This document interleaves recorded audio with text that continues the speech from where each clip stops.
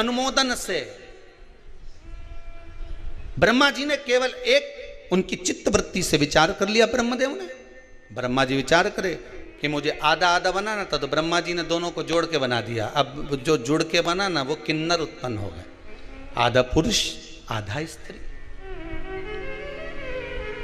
भगवान विष्णु जब भगवान देवाधिदेव महादेव के साथ निकले भ्रमण के लिए आए, उनने देखा किन्नरों को देखकर भगवान विष्णु को हंसी आ गई। भगवान शंकर को अच्छा नहीं लगा, प्रभु ये आपने गलत कर दिया, आप हंसे क्यों इन पे? कि भगवान विष्णु बोले भगवान महादेव जी से, आपने बोला था सृष्टि को रचने के लिए, आपने कहा था आधा पुरुष बनाना आधा स्त्री बनाना, ब्रह्मा जी ने दोनों को भेला करके बना दिया।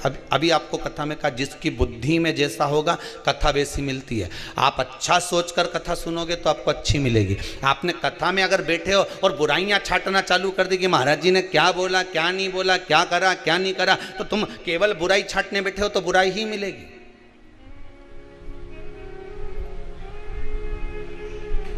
केवल बुराई नजर आएगी।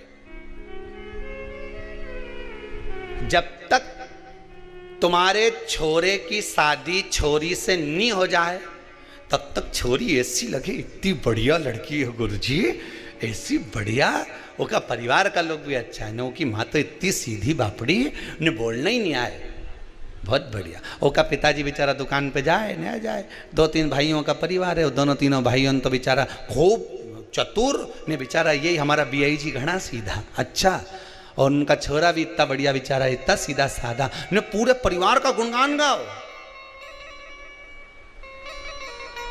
कब तक? जब तक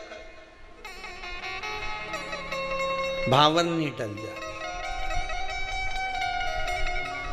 और जी दिन शादी करके आई, उसका 1 साल निकलिया,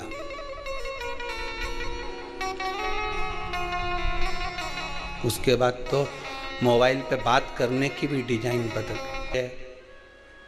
नहीं मेरे को जाना, जल्दी रोटी बना, उन्होंने कहा अभी बना के ले 2 पराठा, और वो पहले नंबर का पराठा ही ले जाके दे दिया।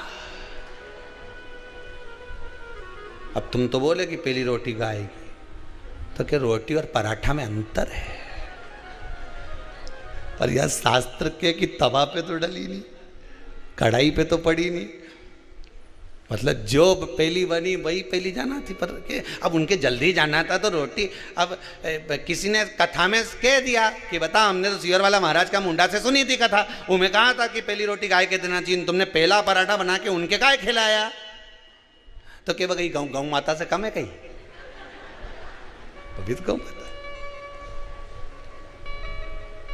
पहली रोटी गाय को दे दो। 16 श्राद्ध में, श्राद्ध पक्ष में जो लोग गया जी नहीं जा सकते, ब्रह्म कपाली करने नहीं जा सकते, किसी जलाशय पर जाकर तर्पण तिलांजलि नहीं कर सकते, तो गरुड़ पुराण कहती है 16 श्राद्ध में 16 दिन तक गया फाल्गुन नदी का पूरा पुण्य, गया सुर का मुख का हस्त कमल का पूरा पुण्य गाय माता के मुख में आकर विराजमान हो जाता है। 16 श्राद्ध में गाय को 1 रोटी अगर दी जाती है तो गया जी में पिंड दान करने का पूरा पुण्य फल जीव को प्राप्त हो जाता है, जीव को प्राप्त।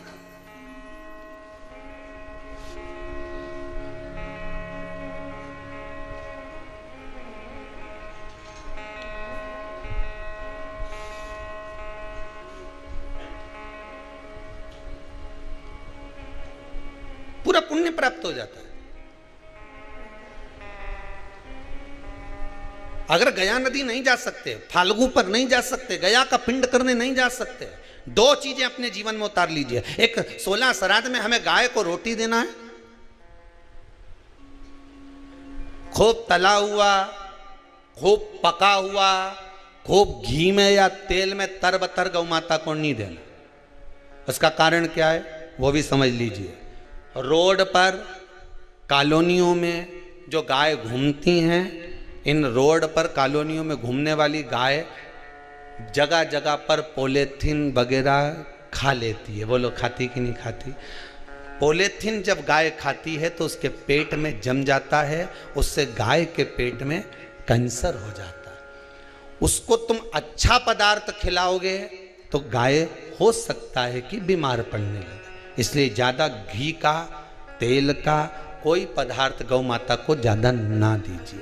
इसलिए हमने जैसे आपको कहा कि निःशुल्क पितरों की शांति के लिए जो कोरोना में शांत हो गए उनके लिए ये यज्ञ रखा है, हवन रखा है। हमने तुरंत आशीष जी को, समीर जी को ये बात कही कि ये काम करो, साथ में हवन तो चल ही रहा है, थोड़ी सी लापसी तैयार करो और लापसी तैयार करके गौ माता को प्रतिदिन जो जो शांति में उनके निमित्तार्थ थोड़ा थोड़ा सा गौग्रासी जाए पर जाना चाहिए। एक हवन वो जो अग्नि में साकल्य छोड़ी जा रही है, जो गाय का घी छोड़ा जा रहा है और पितरों को मिल रहा है, और दूसरा गौ माता के 16 दिन तक 16 श्राद्ध में मुख में गया क्षेत्र रहता है। गया जी और ब्रह्म कपाली के पिंड का दान पुण्य अगर कहीं प्राप्त करना है तो गाय के मुख में मिलेगा। गाय के मुख क्यों दी जाता है कौवा को भोजन? श्राद्ध पक्ष में कौवे को भोजन क्यों दिया जाता है? क्यों छत पर ले जाकर रोटी का टुकड़ा डालते हैं? काशी, कांची, अवंतिका, अयोध्या आदि जितने पावन क्षेत्र हैं, जगन्नाथ, द्वारका, रामेश्वरम, बद्री नारायण, जितने जितने पुण्यशाली क्षेत्र हैं, मथुरा आदि जितने, वृंदावन आदि जितने पुण्य क्षेत्र हैं, शिव महापुराण की कथा में, स्कंद पुराण में लिखा है कि जितने पुण्यशाली क्षेत्र हैं, सारे पुण्यशाली क्षेत्र, चाहे चित्रकूट हो, अयोध्या हो, काशी हो, उज्जैनी हो, त्र्यंबकेश्वर हो, जितने पुण्यशाली क्षेत्र हैं, सारे पुण्यशाली क्षेत्र में पिंडदान होता है। बोलो मालूम है कि नहीं आपको? मालूम? सब दूर तर्पण होता है, सभी जगह पिंड होता है, सभी जगह तर्पण होगा, पिंड होगा।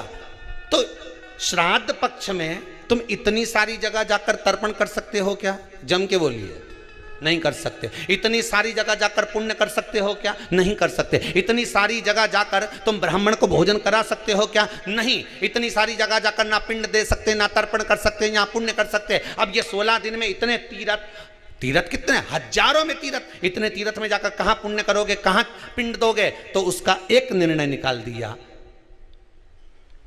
कि पितरों के देवता आर्यमा कौवे पर बैठते हैं। काय पे बैठते हैं? कौवे पर। तो एक काम करो, जब हम पितरों के देवता आर्यमा कौवे पर बैठकर पितृलोक से 16 दिन जब भ्रमण के लिए निकलते हैं तो घूमते हैं, तो क्यों ना एक काम करें कि कौवे के लिए भोजन छत पे डाल दें। हमारे छत का कौवा जब अन्न का भाग ग्रहण करेगा, पितरों के देवता को बिठाकर जब घूमने के लिए निकलेगा, तो जहां जहां घूमने जाएगा, जब जब बीच में कोई तीर्थ पड़ जाएगा, तो वहां के पिंडदान का फल हमको मिल जाएगा। इसलिए कौवे को भोजन कराया जाता है।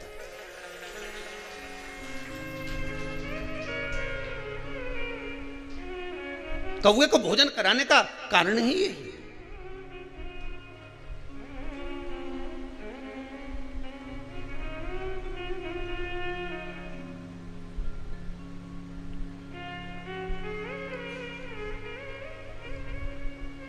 अभी गणेश जी विसर्जन हुए, गणेश जी को जल में विसर्जन किया, तो आपके मन में एक प्रश्न तो खड़ा होगा, आया तो होगा कि गणेश जी के 10 दिन तक बिठाओ, नित्य पूजन करो, ने पाठ करो, ने अर्चना करो, ने 10वें दिन